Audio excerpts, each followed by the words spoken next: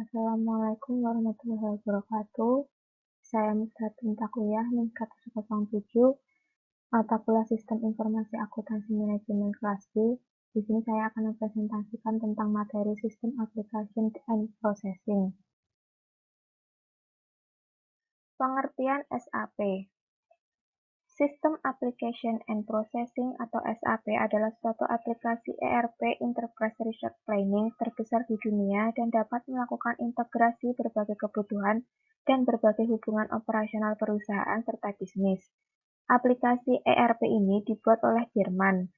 SAP ini menjadi alat yang sangat membantu karena dengan operasional perusahaan terintegrasi dalam software, maka peraturannya akan lebih mudah dibandingkan dengan cara yang manual, di mana akan menjadi efektif dan bisa mencapai hasil yang ditargetkan oleh perusahaan tersebut.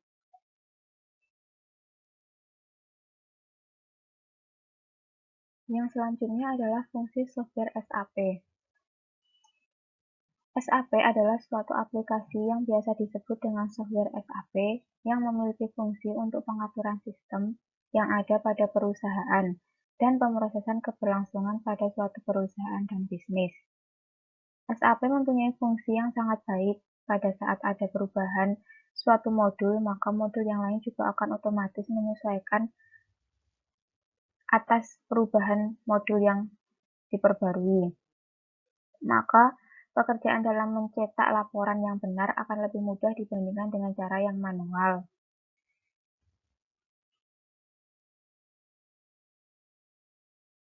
Kemudian adalah penggunaan SAP secara umum. SAP pertama kali digunakan untuk perusahaan manufakturing yang dilakukan pada tahun 1990. Pertama kali digunakan oleh perusahaan Toyota Manufacturing Indonesia dan Indofood. Dengan beberapa perusahaan besar yang telah menggunakan SAP, maka sekarang perusahaan dari kecil, menengah, dan besar juga menjadi pengikut jejak perusahaan Toyota dan Indofood dengan menggunakan SAP. Semakin ke sini, maka semakin perusahaan sadar dengan pentingnya SAP dalam mengelola perusahaan.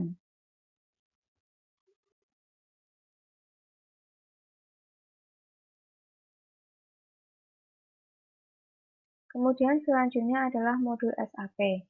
Modul yang pertama yaitu Financial Controlling, di mana modul ini menggabungkan standar akuntansi, manajemen uang kas, ledger umum, konsolidasi yang mana tujuannya untuk membuat laporan keuangan, akuntansi biaya yang terdiri dari cost center accounting, analisis keuntungan, dan juga elemen cost accounting.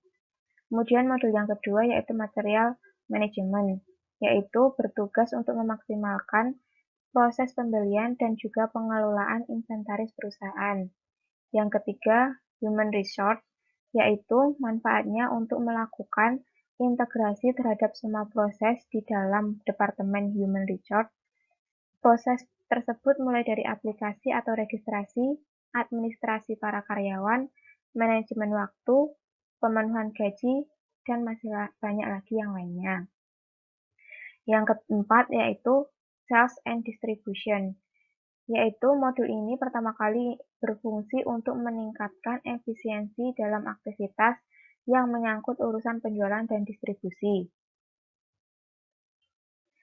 Modul yang kelima yaitu Production Planning, yaitu modul ini bertugas untuk mengawasi kegiatan rencana produksi perusahaan. Yang terakhir yaitu Plan Maintenance, yaitu modul ini adalah solusi Enterprise Asset Management System yang sering digunakan dalam perusahaan besar yang memiliki plant atau pabrik yang aset intensif dan menggunakan proses-proses. Kemudian, peran SAP untuk perusahaan. Yang pertama yaitu real-time processing, yaitu proses dapat diakses langsung di mana saja setelah data diupdate. Yang kedua yaitu transparansi data. Transparansi data ini dalam satu sisi sangat menguntungkan oleh semua kegiatan dan semua input data. Bisa dilihat dan bisa diakses oleh siapapun, sehingga jika ada user yang ingin memanipulasi data, peluang keberhasilannya sangat kecil. Namun di sisi lain, Hal ini juga tergolong kurang menguntungkan karena hampir semua data bisa diakses, sehingga tidak ada yang bisa dirahasiakan padahal belum tentu semua user jujur dan memiliki niat yang baik. Yang ketiga adalah integrasi setiap divisi, yaitu proses pengolahan data dari setiap divisi juga akan lebih terintegrasi dengan efisien, karena setiap data yang dikelola antar satu divisi dengan divisi lainnya akan langsung masuk secara otomatis. Yang keempat, yaitu integrasi data secara otomatis. Menjadi poin utama pada SAP karena perubahan modul pada SAP dilakukan secara otomatis yang akan memperbarui modul lainnya. Maka, data akan terintegrasi dengan baik dan otomatis. Kemudian, selanjutnya adalah 3 manfaat dasar SAP. Yang pertama yaitu meningkatkan kecepatan bisnis. Respon terhadap perubahan pasar bisa dapat cepat diketahui. Hal tersebut sangat penting karena mengingat setiap keputusan penting membutuhkan data yang akurat sebagai pedomannya. Yang kedua yaitu meningkatkan konsistensi aktivitas bisnis. Sistem SAP dapat memantau apakah SOP sudah dijalankan dengan baik atau belum. Yang ketiga yaitu meningkatkan kualitas bisnis, yaitu meningkatkan kualitas informasi yang didapatkan dari pasar. SAP mampu menyajikan informasi secara real-time, sehingga keakuratannya tidak diragukan lagi. Di samping itu, SAP juga menyediakan alat analisis yang bisa digunakan untuk membaca data yang didapatkan tersebut. Kemudian, kelebihan SAP. Kelebihan yang pertama adalah adanya modul yang mempermudah. Modul-modul tersebut akan memudahkan kewajiban manajerial dalam bisnis. Yang kedua, konsisten. Selalu mengedepankan konsisten baik dalam satu divisi atau dengan divisi yang lain. Yang ketiga, hanya ada satu data. Kerahasiaan akan lebih terjamin karena data tidak akan diduplikasi. Yang keempat, yaitu otomatis dan fleksibel. Memonitor proyek secara otomatis dan pelaporan kejadian dalam perusahaan berbagai hal dapat dilaksanakan dengan fleksibel. Yang kelima, menerapkan standarisasi. Standarisasi yang telah diterapkan ini akan membuat perusahaan lebih baik. Yang keenam, menyediakan otorisasi. Menyediakan peran dalam pekerjaan yang sudah terstruktur dengan otorisasi pihak perusahaan. Yang ketujuh, adanya integritasi dengan e-commerce, yaitu berperan besar dalam kesuksesan perusahaan. Yang kedelapan, menghemat beberapa biaya, karena beberapa hal tidak lagi dibutuhkan dengan adanya SAP.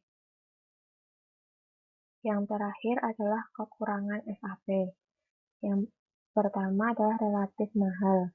Karena penggunaan biaya yang cukup tinggi seperti untuk mengupdate data versi terbaru, maka penggunaannya relatif mahal.